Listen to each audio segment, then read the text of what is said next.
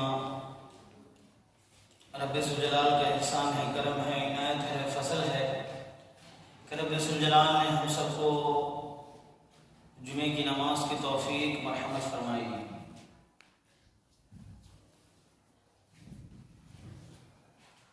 اور ہم رب ذوالجلال کی عبادت کے لیے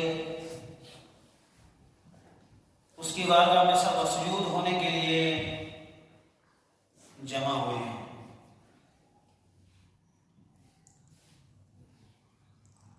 میں نے آپ حضرات کے سامنے قرآن کریم کی دو آیت مبارکہ تلاوت فرمائی ہے اور حدیث رسول مقبول صلی اللہ علیہ وسلم کا سہارا بھی لیا ہے۔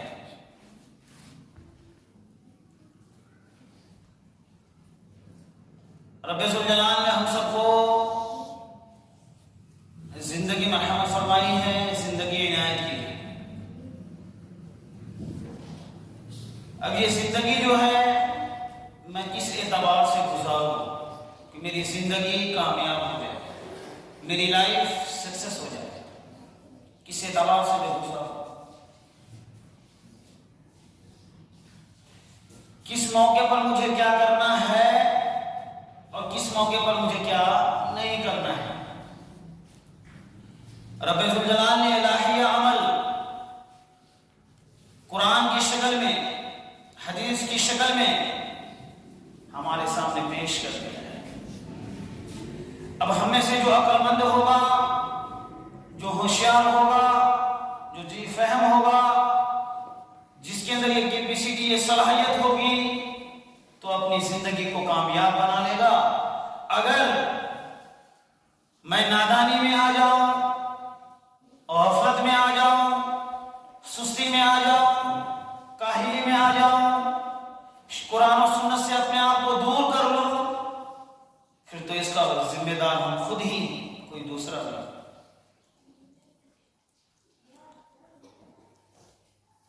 دنیا میں بہت ساری قومیں آباد ہیں،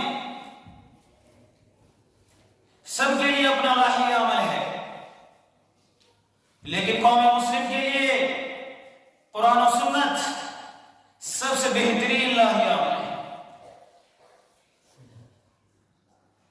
جب بندہ کسی سنکٹ، کسی پریشانی کے اندر آ جائے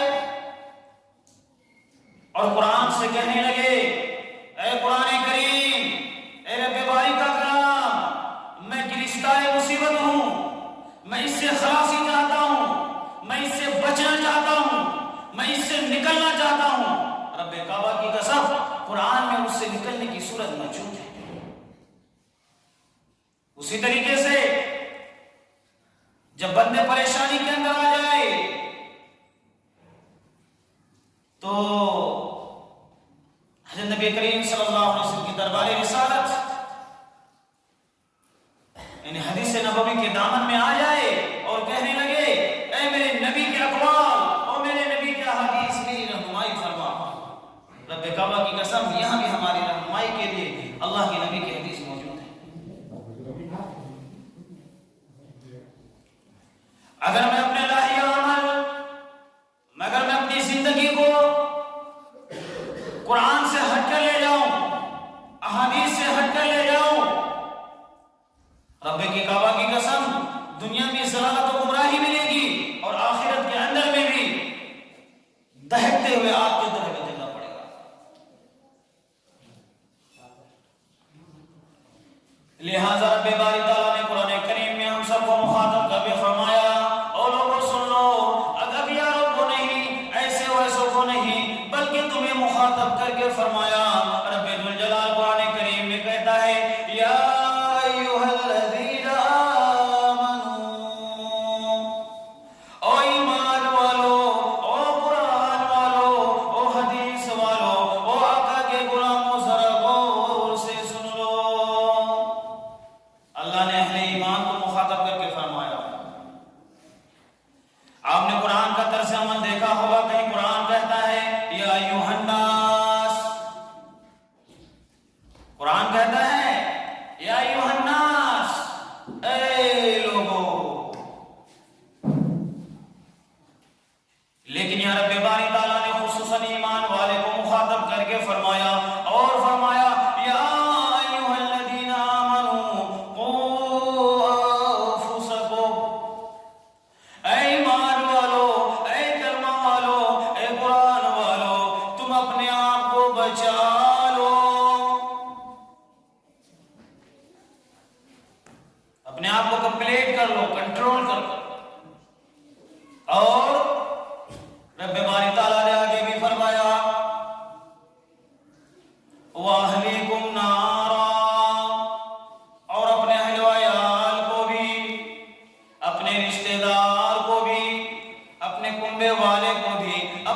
خاندان والے کو بھی جہنم کی آگ سے بچا لو۔ لوگوں، اس سے ماقبل میں گزشتہ جمعہ میں آپ سے مخاطب تھا توبہ کے عنوان کو لے کر۔ اس موقع پر میں نے کہا تھا، قرآن کریم یہ کہہ رہا تھا، احادیث مبارکہ سے یہ بات ثابت ہو رہی تھی، اللہ غفور رحیم ہے۔ لیکن جہاں اللہ غفار ہے، جہاں اللہ ستار ہے، وہیں اللہ جبار بھی ہے۔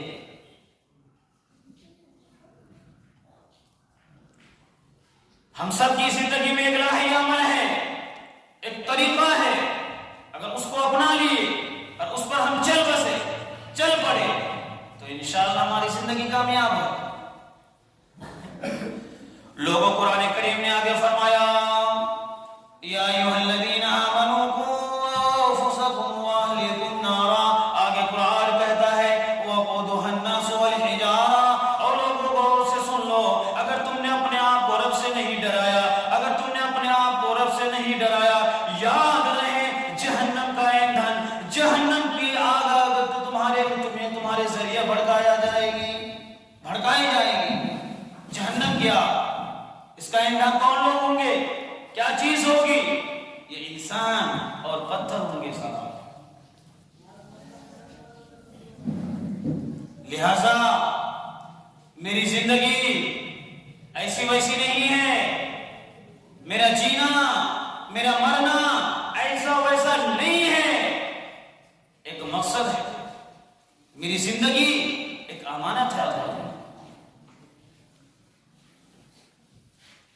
اگر اس امانت کی بنیاد پر آپ نے پڑھا بھی ہے، سنا بھی ہوگا، امانت میں خیانت کرنے والا کون لوگ ہوتے ہیں؟ میرے نبی نے فرمایا یہ منافقین لوگ ہوتے ہیں۔ تو گویا اللہ نے ہمیں زندگی ایک امانت کے طور پر عطا کی۔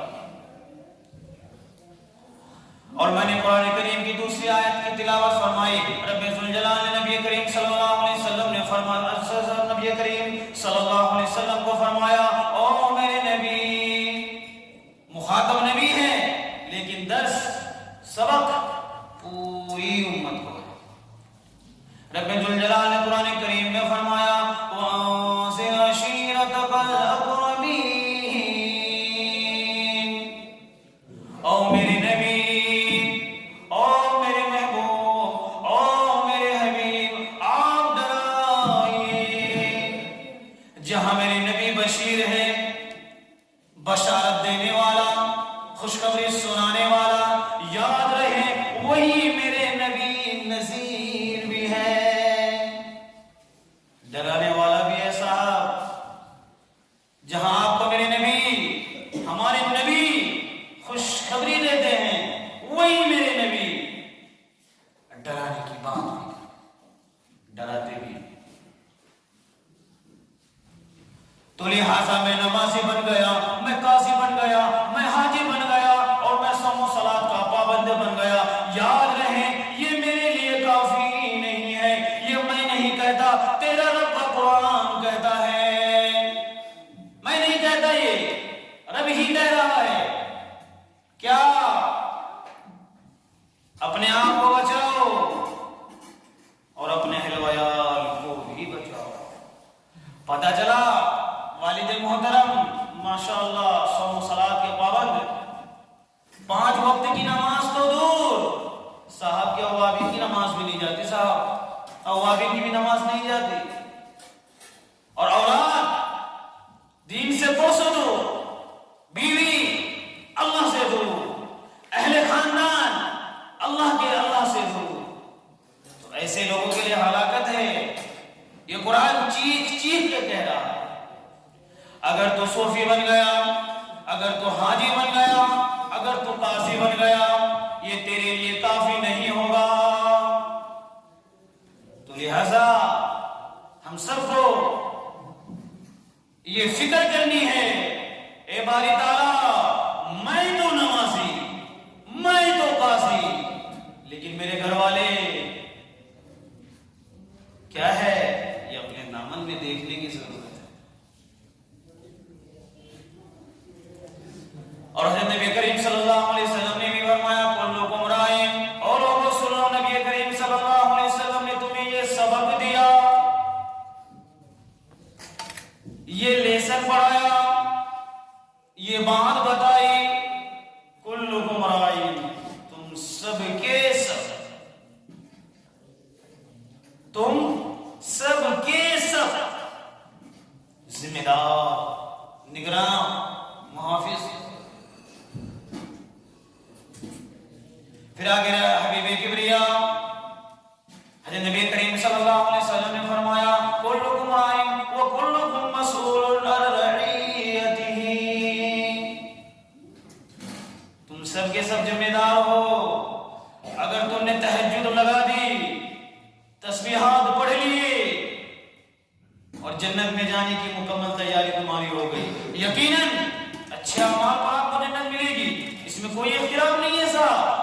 لیکن یاد رہے، اگر آپ نے اپنے آپ کو اوابین پڑھنے والا بنا لیا، اشراق پڑھنے والا بنا لیا، چاشتی کی نماز پڑھنے والا بنا لیا، لیکن اپنی اولاد، اپنی بیوی، اپنے بچے، اپنے خاندان والے کو نماز کی ترغیب نہیں دی، اور حلال کی ترغیب نہیں دی، اور اچھائی کی طرف نہیں بلایا، تو یہ آپ کے گریبان پکڑ لیں گے لوگوں۔ جب تمہاری انٹری ہوگی، جب تم جنت میں جاؤ گے، تمہاری انٹری ہوگی، اور اس وقت بڑے خوش رہو گے، اور تمہاری اولاد تمہارے گریبان پکڑ لے گی اور کہنے لگے گی او مائی ڈیئر فادر، او میرے پیارے والد، کدھر کو جا رہے؟ Where is going, please tell me, کہاں جا رہے؟ مجھے بھی بتاؤ۔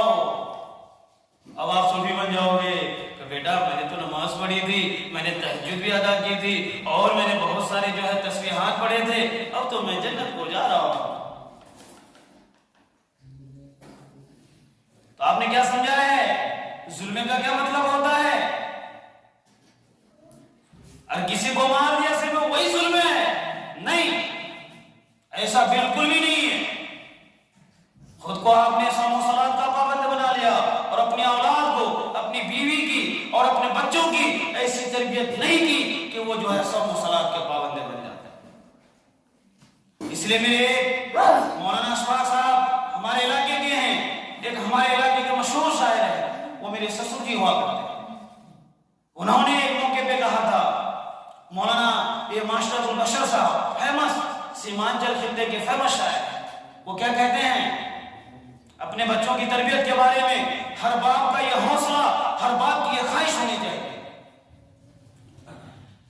اکچھینا میتاب نہ ارمان بنے گا، ارمان بنے گا، اکچھینا میتاب نہ ارمان بنے گا، اکچھینا میتاب نہ ارمان بنے گا، یہ بچہ میرا، ہاں بچہ ہے میرا، ٹیپو سلطان بنے گا، سلطان بنے گا۔ اور حالت حاضرہ کو مد نظر رکھتے ہوئے میں یہ کہنے کی کوشش کرتا ہوں، ابھی آپ نے سوشل میڈیا میں دیکھا ہوگا، یہ خبر وائرل ہوئی ہے، انٹرنیشنل خبر بن چکی، کیا پردے کے مخالف ذرا تو غور سے سن لیں، پردے کے مخالف ذرا تو غور سے سن لیں، ہاں غور سے سن لیں، پردے کے مخالف ذرا تو غور سے سن لیں، مسکان تیری موت کا سامان بنے گا، سامان بنے گا۔ تو دوستو میں یہ کہہ رہا تھا، نبی کریم صلی اللہ علیہ وسلم نے یہ تعلیم ہمیں دیا ہے، یہ سبق ہمیں پڑھایا ہے، اور لوگوں صرف تم اپنی ذات کی فکر نہ کرو، اپنے اہل و عیال کی فکر کرو، اور اپنے ملنے جلنے والے کی فکر